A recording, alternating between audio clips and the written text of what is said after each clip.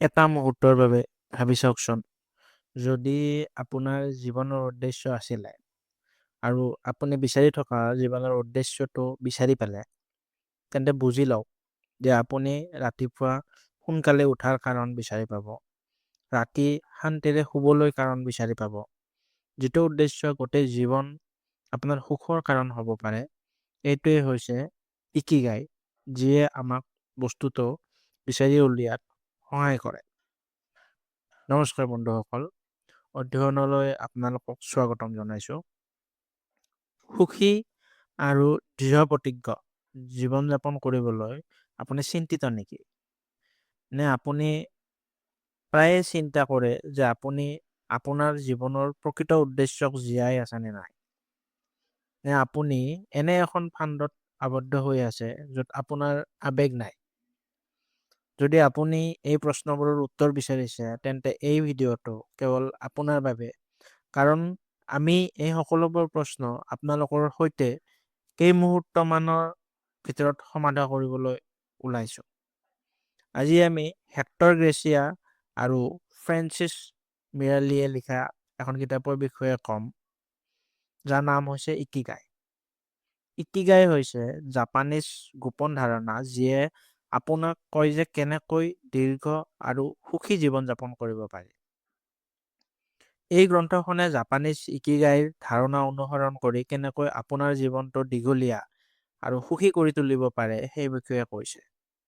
ইয়াত থকা এটা গুৰুত্বপূৰ্ণ কথা হ'ল যে জাপানৰ জনসাধাৰণে আটাইতকৈ দীঘলীয়া আৰু সুখী জীৱন কটায়। বিশ্ব স্বাস্থ্য সংস্থাৰ তথ্য অনুসৰি এইসকল লোকে বিশ্বৰ ভিতৰতে সৰ্বাধিক আয়ুসৰ অভিলেখ গঢ়ি তুলিছে। ইয়াৰ গোপনীয়তা কি? ইয়াৰ গোপনীয়তা এটা জাপানী ধাৰণা। ইয়াৰ অৰ্থ হৈছে সদায় ব্যস্ত থকাৰ আনন্দ, জীয়াই থকাৰ কাৰণ, জীৱনৰ উদ্দেশ্য আৰু আপোনাৰ এই পৃথিৱীলৈ অহাৰ কাৰণ। জাপানীসকলে বিশ্বাস কৰে যে প্ৰতিজন ব্যক্তিৰ অন্ততঃ এটা উদ্দেশ্য থাকে, যিটো তেওঁলোকে নিজকে বুজি পোৱাৰ পিছতহে বিচাৰি পাব। এই উদ্দেশ্যটো বিচাৰি পোৱাটো বৰ কষ্টকৰ। মানুহে গোটেই জীৱন ইয়াৰ সন্ধানত কটায়। আপুনি হয়তো জানি আচৰিত হ'ব যে আপুনি কেতিয়াও আপোনাৰ উদ্দেশ্যটো বিচাৰি পোৱা নাই। প্ৰথমে বুজি লওঁ আমাৰ উদ্দেশ্যৰ বিষয়ে আমি কিয় জানিব লাগে। লেখকসকলে কয় যে উদ্দেশ্য হৈছে এনে এটা ধাৰণা যিয়ে শৰীৰক শক্তিশালী কৰাত সহায় কৰে, যাতে আমি বেছি দিন জীয়াই থাকিব পাৰোঁ।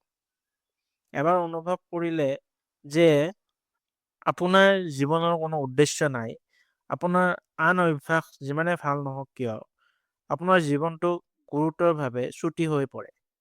গৱেষণাৰ পৰাও দেখা গৈছে যে জীৱনৰ এটা উদ্দেশ্য আছে। ইয়াৰ লগতে এই গ্ৰন্থখনে আমাক আন কাৰণো কয়, যেনে এইটোৱে উদ্দেশ্য প্ৰকাশ কৰে। প্ৰথম পদক্ষেপ হ'ল জীৱনৰ এটা স্পষ্ট উদ্দেশ্য বিচাৰি উলিওৱা। এইটো ঘৰ কিনা, বিশেষ খাদ্য ৰন্ধা বা বিশেষ পৰীক্ষাৰ ৰোজনা হোৱাৰ দৰে উদ্দেশ্য হ'ব পাৰে। ই আমাক সক্ৰিয় হৈ থকাত সহায় কৰে। কাৰণ আমাৰ লক্ষ্য যিমানেই ডাঙৰ বা সৰু নহওক কিয়, ই আমাক আগুৱাই যাবলৈ অনুপ্ৰাণিত কৰে, যিয়ে আমাক সক্ৰিয় আৰু সুখী হৈ থাকিবলৈ সহায় কৰে। কিন্তু যিকোনো কাম কৰিবলৈ হ'লে প্ৰথমে ইয়াৰ উদ্দেশ্য বুজি পোৱা আৰু উদ্দেশ্য নিৰ্ণয় কৰাটো যিমান গুৰুত্বপূৰ্ণ, সিমানেই স্বাস্থ্য, ধন সম্পত্তি, ব্যৱসায় আৰম্ভ কৰাৰ বাবে সময় আবণ্টন দিয়াটো গুৰুত্বপূৰ্ণ। কাহিনী বৰ্ণনা কৰি থাকোঁতে লেখকে কৈছে যে যেতিয়া মই মোৰ ডাঙৰ লক্ষ্যৰ প্ৰতি সচেতন হ'লোঁ, তেতিয়া ইয়াৰ লগত জড়িত প্ৰতিটো সৰু ডাঙৰ কামত মই শান্তি আৰু সুখ পাবলৈ আৰম্ভ কৰিলোঁ। আৰু প্ৰতিটো কাৰ্যই মোক অনুভৱ কৰাইছিল যে মোৰ জীৱনটো সুখী হ'ব, যিটো আজি সঁচা। গতিকে মই উদ্দেশ্য প্ৰণোদিত আৰু অৰ্থপূৰ্ণ জীৱন যাপন কৰি আছোঁ। যদিও কেতিয়াবা সৰু সৰু বিফলতাৰ সন্মুখীন হৈছিলোঁ, কিন্তু মোৰ লক্ষ্যত মনোনিৱেশ কৰাৰ অভ্যাসে মোৰ সুখৰ গুৰুত্বপূৰ্ণ ভূমিকা পালন কৰিছিল। ইয়াৰ দ্বাৰা সুখৰ প্ৰেৰণা যোগায়। বহু সময়ত আমাৰ ব্যস্ত জীৱনত আমি প্ৰায়ে আটাইতকৈ গুৰুত্বপূৰ্ণ কামবোৰ হেৰুৱাই পেলাওঁ, যিবোৰ আমি ভাল পাইছিলোঁ বা কৰাটো প্ৰয়োজনীয় আছিল। কিন্তু এই ডাঙৰ মুহূৰ্তটোত আমাক সেইবোৰৰ বাবে কৃতজ্ঞ হ'বলৈ পৰামৰ্শ দিয়া হৈছিল। দোষী হোৱাৰ পৰিৱৰ্তে এই কথাটোত অধিক গুৰুত্ব দিয়া হয় যে অহাবাৰৰ পৰা যেতিয়াই সুযোগ পায় তেতিয়াই সেই মুহূৰ্তবোৰ জীয়াই থকাত গুৰুত্ব দিব লাগে। এই কিতাপখনে আপোনাৰ হাতৰ কাৰ্যকলাপ ব্যৱহাৰ কৰি আপোনাৰ উত্তম ফলাফল লাভ কৰাত সহায় কৰিব। ই আমাক শিকাইছে যে আমাৰ বৰ্তমানৰ মুহূৰ্তবোৰ কেনেকৈ কল্পনা কৰিব লাগে, সেইবোৰ কেনেকুৱা দেখা যায় আৰু আমি কিমান ভাল অনুভৱ কৰোঁ।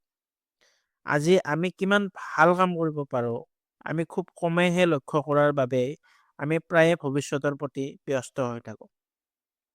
জীৱনত আমি ক'ত আছোঁ, ক'ত থাকিব বিচাৰোঁ আৰু সেইবোৰ লাভ কৰিবলৈ আমি কি কৰিব লাগিব সেই বিষয়ে চিন্তা কৰিবলৈ সময় উলিওৱাটোৱে আমাক বৰ্তমান আৰু ভৱিষ্যত উভয়তে সুখ আৰু শান্তি লাভ কৰাত সহায় কৰে। সৰলতা সুখৰ অন্তৰ্নিহিত। জাপানীসকলে সৰলতাক লালন পালন কৰে। বৃহৎ বহুতে উল্লেখযোগ্য কৃতিত্ব উদ্ভাৱন আৰু গৱেষণা কৰিছে, তথাপিও এই লোকসকলে সৰলতাক গুৰুত্ব দিয়ে। তেওঁলোকৰ মতে একেলগে থকাৰ মনোভাৱ, সক্ৰিয় দৈনন্দিন কাম কাজ আৰু শান্তিপূৰ্ণ, সুস্থ, সুখী আৰু দীৰ্ঘায়ু অতি প্ৰয়োজনীয়। তদুপৰি জাপানীসকলে দয়াৰ ওপৰতো গুৰুত্ব দিয়ে। ই স্বাস্থ্য সজাগতা বৃদ্ধি কৰে। গ্ৰন্থখনে আমাক সুস্থ হৈ থাকিবলৈ উৎসাহিত কৰে আৰু সক্ৰিয় হৈ থাকিবলৈ আমাৰ শৰীৰটোক লৰচৰ কৰিবলৈ উৎসাহিত কৰে। প্ৰতিদিনে এই কামটো কৰা উচিত। আপুনি খোজ কাঢ়িবলৈ যাব লাগে বা অফিচত নিজৰ কোঠাত খোজ কাঢ়িব লাগে বা নিজৰ পচন্দৰ যিকোনো কাম কৰিব লাগে। ই ইতিবাচকতা বৃদ্ধিত সহায় কৰে। ইয়াৰ উপৰিও এই গ্ৰন্থখনে আমাৰ আকাংক্ষিত কাম কৰি আৰু ইতিবাচক চিন্তাৰে খাদ্য গ্ৰহণ কৰি ইতিবাচক হৈ থকাত সহায় কৰে। আপোনাৰ উদ্দেশ্য এটা বিচাৰি উলিওৱাৰ বাবে ইয়াত 12টা পদক্ষেপ দিয়া হৈছে, যিবোৰৰ বিষয়ে আমি বিতংভাৱে আলোচনা কৰিম। প্ৰতিটো পদক্ষেপ অতি সাৱধানে বুজিব, কাৰণ প্ৰতিটো পদক্ষেপে আপোনাৰ জীৱনটো সম্পূৰ্ণৰূপে সলনি কৰিব পাৰে। লগতে যদি আপুনি প্ৰথমবাৰৰ বাবে আমাৰ চেনেলটো চাবলৈ আহিছে তেন্তে আমাৰ চেনেলটো ছাবস্ক্ৰাইব কৰক। প্ৰথম পদক্ষেপ, জীৱনৰ প্ৰকৃত অৰ্থ কি? আপোনাৰ জীৱনৰ অৰ্থ কি? এই প্ৰশ্নটোৱে আমাক সকলোকে কোনোবা নহয় কোনোবা সময়ত অশান্তি দিয়ে। সঘনাই ভাবিব, যদি আপুনি জীৱনৰ উদ্দেশ্য বিচাৰি পায় তেন্তে বুজি লওক যে আপুনি ৰাতিপুৱা সাৰ পোৱাৰ কাৰণ, ৰাতি শান্তিৰে শুবলৈ কাৰণ, গোটেই জীৱন আপোনাৰ সুখৰ কাৰণ হৈ পৰা উদ্দেশ্য বিচাৰি পাব পাৰে। ইয়াৰ দ্বাৰা এই বস্তুটো বিচাৰি উলিয়াত সহায় হয়। আপোনাৰ উদ্দেশ্য বিচাৰিবলৈ আপুনি নিজকে এই প্ৰশ্নবোৰ সুধিব লাগে। প্ৰথম প্ৰশ্ন, প্ৰেম কি?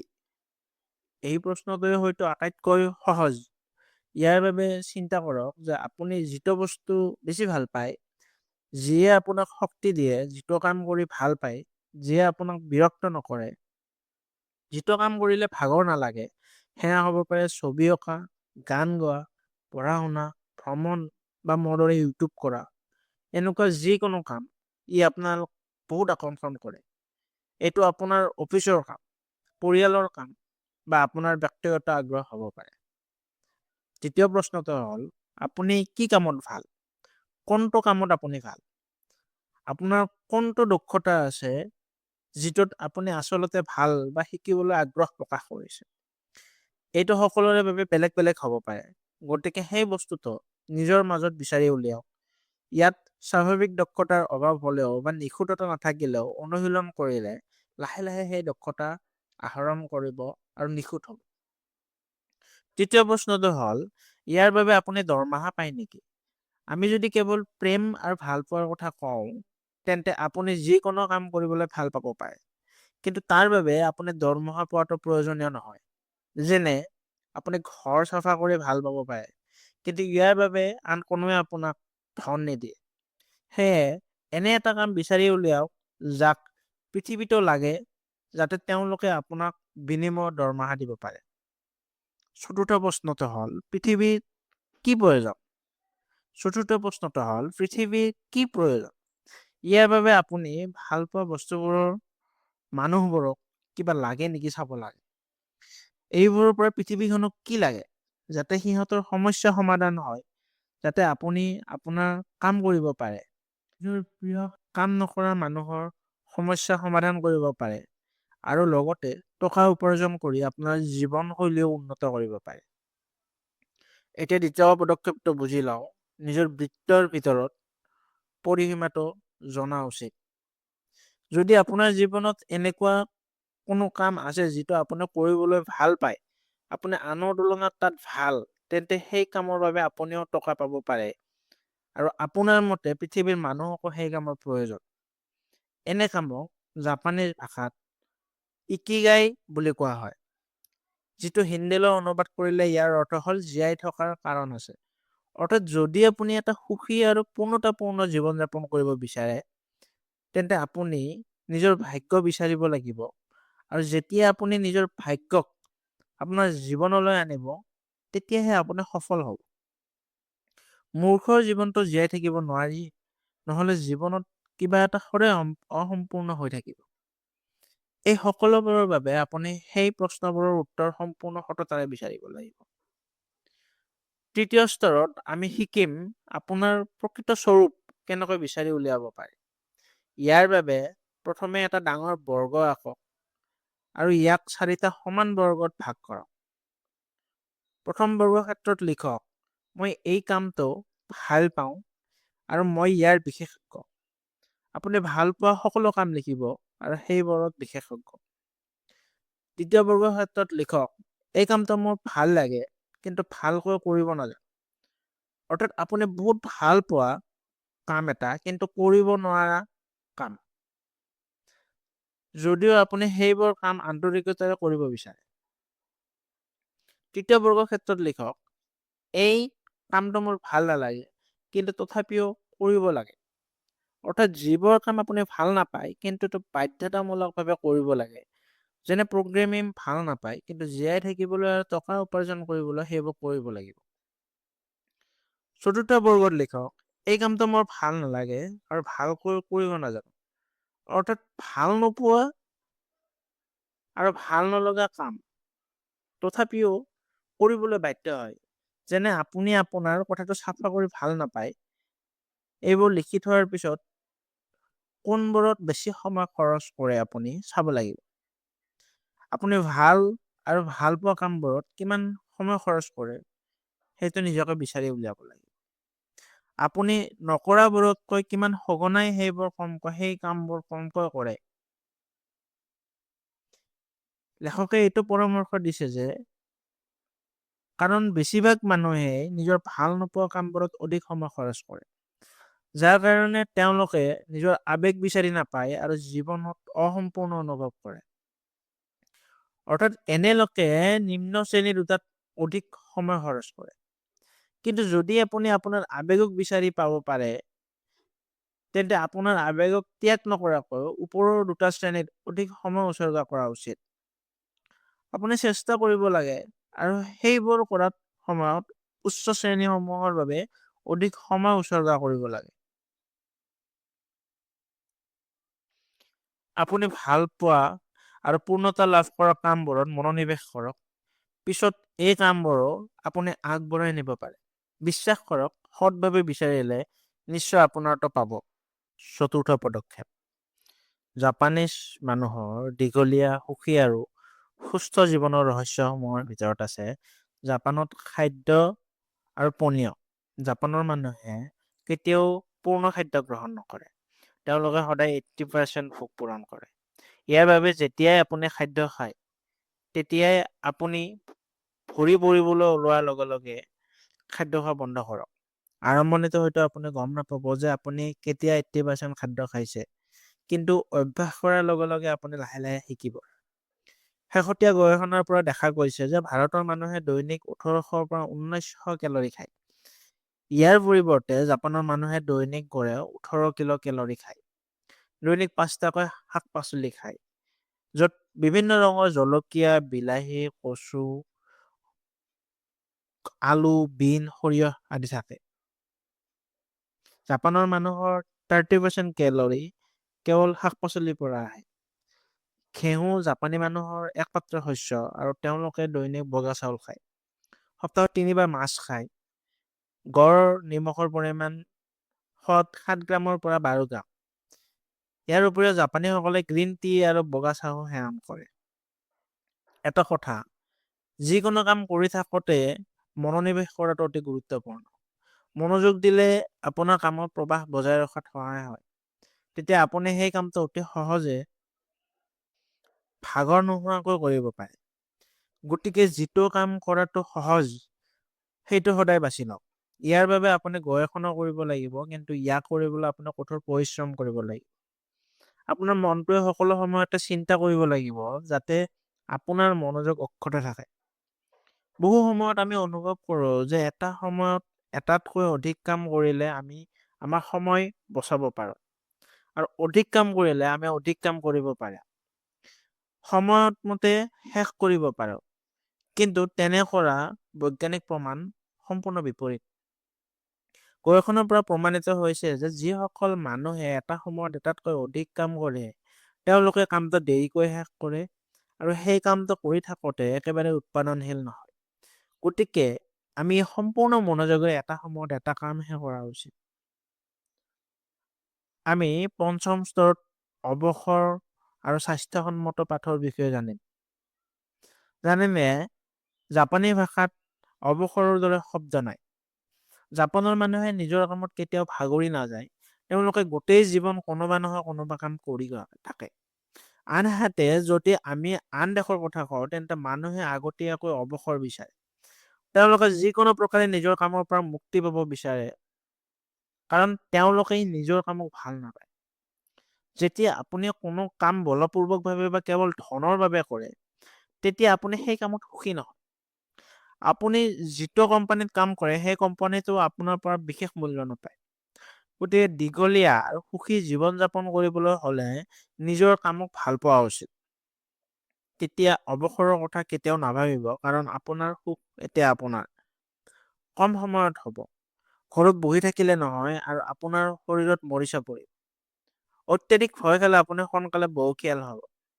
অত্যাধিক ভয় খাই আপুনিও শাৰীৰিক আৰাম পাব পাৰে, কিন্তু ইয়াৰ ফলত আপোনাৰ কোষৰ ক্ষতি হ'ব।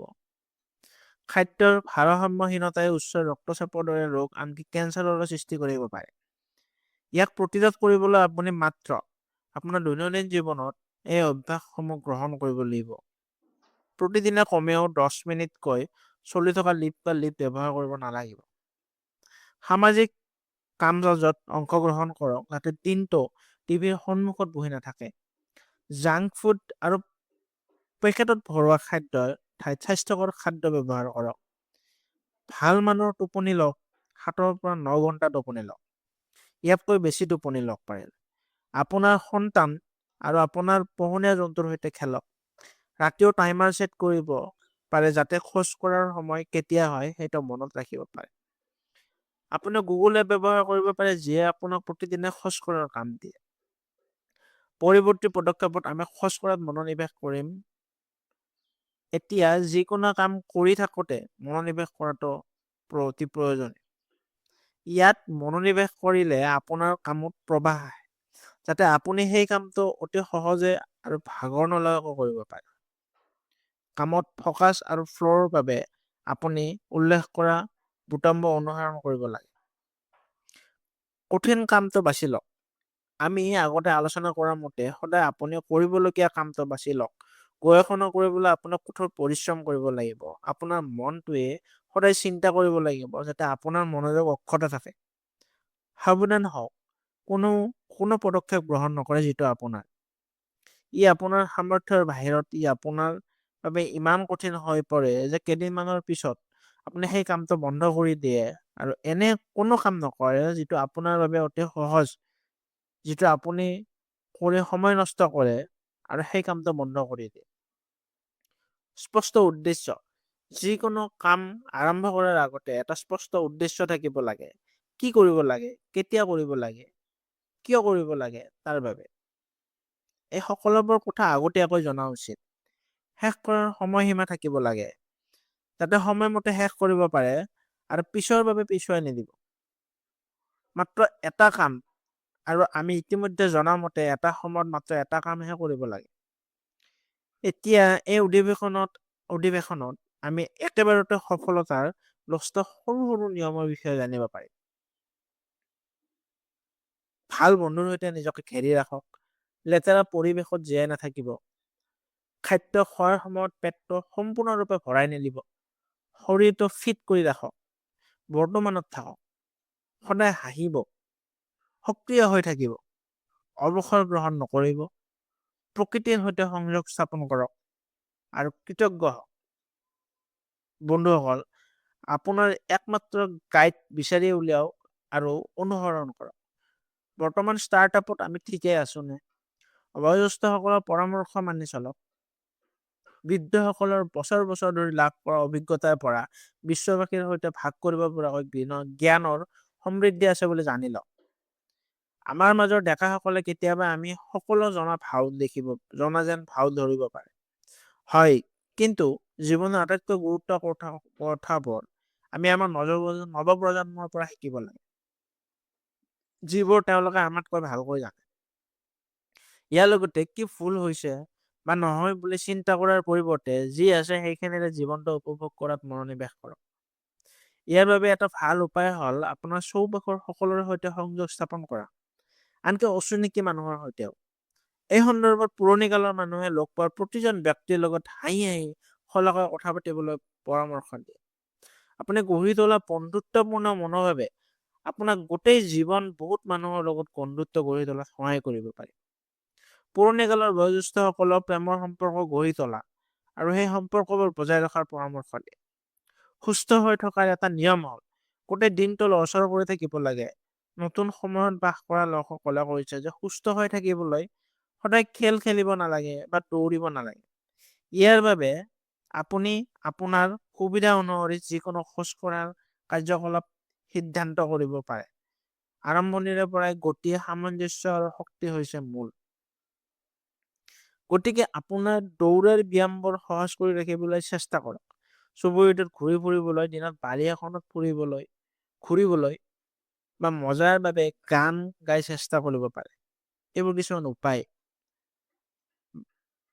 তদুপৰি জাপানী ৰেডিঅ' সম্প্ৰচাৰকসকলে বছৰ বছৰ ধৰি মানুহক ব্যায়াম কৰাত সহায় কৰি আহিছে। জাপানৰ প্ৰধান ৰেডিঅ' ষ্টেচনত সংগীত বজায় আৰু মানুহক ব্যায়ামৰ নিৰ্দেশনা দিয়ে। আজিকালি বহুতে তেওঁলোকৰ অনুষ্ঠান অনলাইন বা টিভিত চায়। কিন্তু জাপানত এই অনুষ্ঠানটো গোটেই দিনটো চলি থাকে আৰু বাস্তৱত জীৱনৰ ব্যায়াম শিকায়। যেনে হাত দুখন মূৰৰ ওপৰলৈ তুলি তাৰ পিছত তললৈ নমাই দিয়া। শৰীৰ আৰু মনৰ গতি বজাই ৰাখিবলৈ অলপ ভয়তে উঠি অফিচলৈ খোজকাঢ়ি যাব পাৰি। এতিয়া জাপানীজ দীৰ্ঘায়ুৰ ৰহস্যটো জানো। জাপানী বয়োজ্যেষ্ঠসকলে দীৰ্ঘায়ু জীৱন যাপনৰ 5টা গোপন কথা ব্যক্ত কৰে। চিন্তা নকৰিব। দীৰ্ঘ জীৱনৰ ৰহস্য হ'ল চিন্তা নকৰা আৰু হৃদয়খন সুখী কৰি ৰাখা। ডাঙৰ হবলৈ নিদিব। মুখত এটা ধুনীয়া হাঁহি লৈ মানুহৰ আগত নিজৰ হৃদয়খন মুকলি কৰক। আপুনি হাঁহি মাৰি হৃদয়খন মেলিলে আপোনাৰ ওচৰ চুবুৰীয়া আৰু বাকী সকলোৱে আপোনাক চাব বিচাৰিব। উদ্বেগ দূৰ কৰাৰ আটাইতকৈ উত্তম উপায় হ'ল ওলাই আহি মানুহক লগ পোৱা। জাপানৰ বৃদ্ধ লোকসকলে প্ৰায়ে এই কামটো কৰে। এই কাৰণে তেওঁলোকে ইমান দিন জীয়াই থাকিবলৈ সক্ষম হৈছে। সহজ ভাষাত ক'বলৈ গ'লে তেওঁলোকৰ মতে দীৰ্ঘ জীৱন জীয়াই থাকিবলৈ চিন্তাৰ পৰিৱৰ্তে সুখী হোৱাটো প্ৰয়োজন। আনৰ লগত সময় কটোৱা আৰু কোনো ধৰণৰ অসুবিধা নকৰাকৈ আনন্দ কৰাটোৱে মূল কথা। ভাল অভ্যাস কৰক। দীৰ্ঘায়ুৰ বাবে ভাল অভ্যাসৰ সৰ্বোচ্চ গুৰুত্ব। আজিৰ সময়ত ভয়ত সাৰ পোৱাটো আটাইতকৈ ডাঙৰ বেয়া অভ্যাস হৈ পৰিছে। ভয়ত সাৰ পোৱাৰ বাবে আপোনাৰ শৰীৰ চঞ্চল হৈ নাথাকে, যাৰ বাবে আপুনি গোটেই দিনটো এলেহুৱা হৈ থাকে। গতিকে প্ৰথমে ৰাতিপুৱা সোনকালে সাৰ পোৱাৰ অভ্যাস কৰক আৰু ৰাতিপুৱা কিছু কাম কৰক যিয়ে আপোনাৰ শৰীৰক চঞ্চল কৰি তোলে। কিছুমান কাম কৰক যিয়ে আপোনাক শান্তি দিয়ে। ৰাতিপুৱা সোনকালে সাৰ পাই দৌৰিবলৈ বা খোজ কাঢ়িবলৈ যাবলৈ বাছি ল'ব পাৰে। ইয়াৰ লগতে আপুনি আপোনাৰ ঘৰত যিকোনো কাম যেনে যোগাসন, গছ-গছনিত পানী দিয়া বা গছ-গছনি ৰোপণ কৰিব পাৰে। ইয়াৰ পিছত ঘৰলৈ আহি নিজৰ হাতেৰে ব্ৰেকফাষ্ট প্ৰস্তুত কৰক। ব্ৰেকফাষ্টত সেউজীয়া শাক-পাচলি ব্যৱহাৰ কৰক। মাত্ৰ এটা কথা বিচাৰক, আপুনি এই কামটো এতিয়াই কৰিব বিচাৰে নে ভৱিষ্যতে কৰিব বিচাৰে? চোকা হৈ থকাৰ ৰহস্য আপোনাৰ হাতৰ মুঠিত। আঙুলি ব্যস্ত ৰাখিলে 100 বছৰলৈকে জীয়াই থাকিব পাৰিব। মনত ৰাখিব যে যদি আপুনি ৰাতিপুৱা সাৰ পোৱাৰ পিছত ব্যায়াম নকৰে তেন্তে আপোনাৰ শৰীৰ দুৰ্বল হৈ পৰে। ইয়াৰ পিছত আপোনাৰ সুস্বাস্থ্য আৰু সুজীৱনৰ বাবে ভগৱানৰ ওচৰত প্ৰাৰ্থনা কৰক আৰু এই ৰোগবোৰৰ পৰা আঁতৰি থাকক। মনত ৰাখিব যে শাক পাচলি খোৱাৰ ফলত আপুনি বেছি দিন জীয়াই থাকিব পাৰে। বেছি দিন জীয়াই থাকিবলৈ হলে 3টা কাম কৰিব লাগিব। সুস্থ হৈ থাকিবলৈ ব্যায়াম, ভাল খাদ্য গ্ৰহণ আৰু মানুহৰ লগত সময় কটাব। প্ৰতিদিনে বন্ধুত্বৰ ওপৰত গুৰুত্ব দিয়ক। বন্ধু বান্ধৱীক দেখাটোৱে এটা সকাহ দিয়ে। আপোনাৰ জীৱনত আৰু এটা বছৰ যোগ কৰে কাৰণ আপোনাৰ বন্ধুসকলে আপোনাক সুখী আৰু বিশেষ অনুভৱ কৰা মানুহ। আৰু বন্ধুৰ সৈতে থকাটোৱে জীৱনৰ আটাইতকৈ আৰামদায়ক কাম। প্ৰতিদিনে ভাল পোৱা মানুহৰ লগত কথা পতাটোৱে দীৰ্ঘ জীৱনৰ ৰহস্য।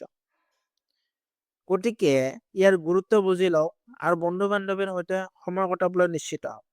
ওচৰ চুবুৰীয়াৰ লগত কথা পতা, চাহ খোৱা, একেলগে গান গোৱা জীৱনৰ আটাইতকৈ ভাল কাম। বন্ধু বান্ধৱীৰ সৈতে নতুন ঠাই ভ্ৰমণ কৰিলে অধিক সুখৰ সৃষ্টি হ'ব। দীৰ্ঘ জীৱনৰ ৰহস্য এইটোৱে মানুহক লগ পোৱা আৰু এঠাইৰ পৰা আন ঠাই লৈ এই পূৰ্ণতাপূৰ্ণ জীৱন যাপন কৰক।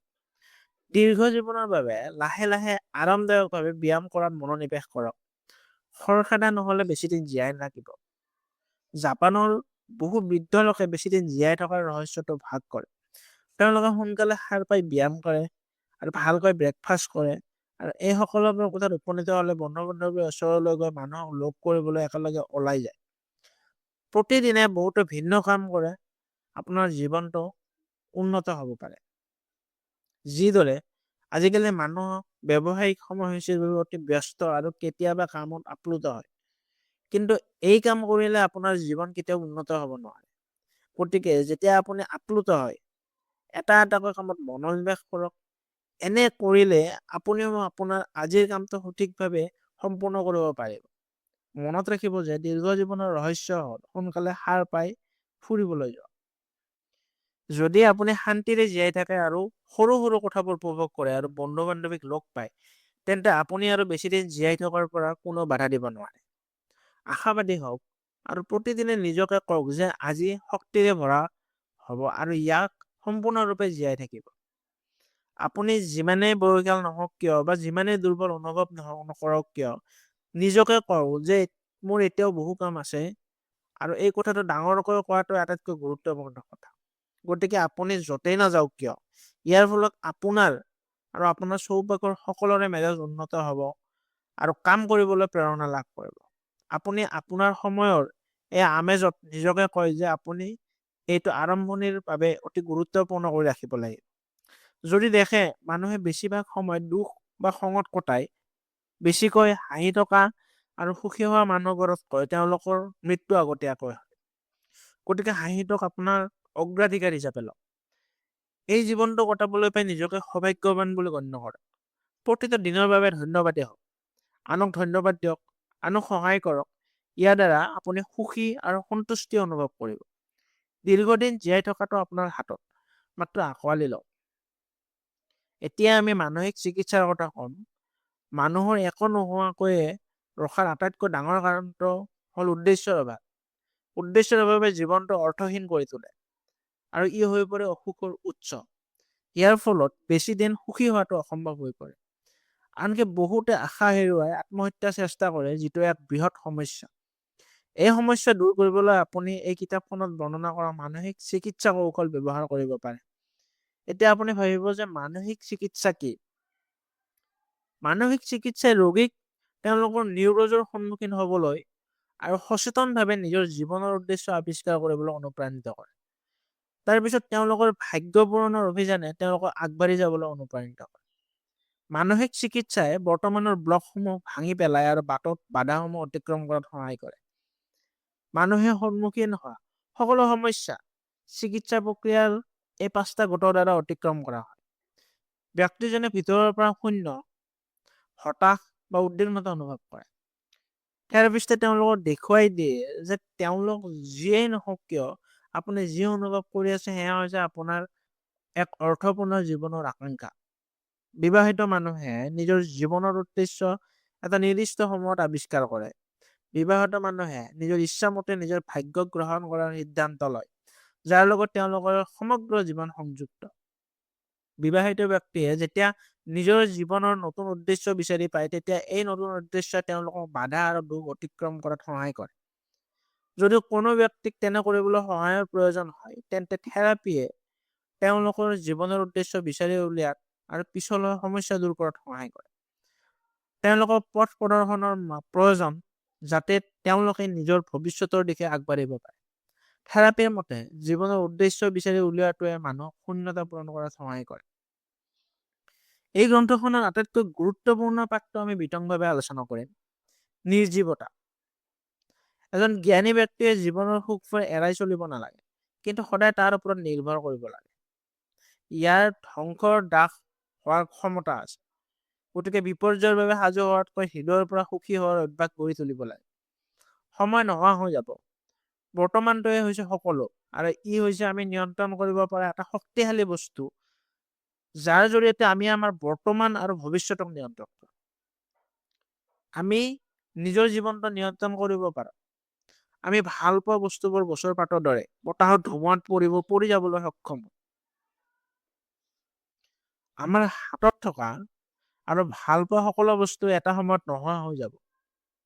গতিকে আমি ইয়াৰ প্ৰতি নেতিবাচক নহয়, ইয়াৰ ওপৰত সুখী হোৱাটো প্ৰয়োজন। অন্যথা আজি আমি সুখী হৈ থাকিব লাগিব। এই কথা মনত ৰাখিলে ক্ষতিৰ সময়ত অত্যাধিক ভয়ৰ পৰা হাত সাৰিব পাৰি। আমাৰ আত্মাক বিচাৰি পোৱাৰ কোনো নিৰ্দিষ্ট পথ নাই, গতিকে বিচাৰি পোৱাৰ বাবে বেছি চিন্তা নকৰিব। মাত্ৰ ভাল পোৱা বস্তুটোত ব্যস্ত থাকক। বন্ধুসকল, আমি আমাৰ জীৱনৰ অৰ্থ সৃষ্টি নকৰোঁ, আমি আমাৰ প্ৰিয় কাম বিচাৰি পাওঁ। গতিকে আৱেগিকভাৱে কাম কৰক। আমাৰ প্ৰত্যেকৰে জীয়াই থকাৰ এক সুকীয়া কাৰণ আছে। ইয়াক বিচাৰি উলিয়াবলৈ আৰু পূৰণ কৰিবলৈ জীৱনটো জীয়াই থাকক। স্বাস্থ্যসন্মত দৈনন্দিন আভাস।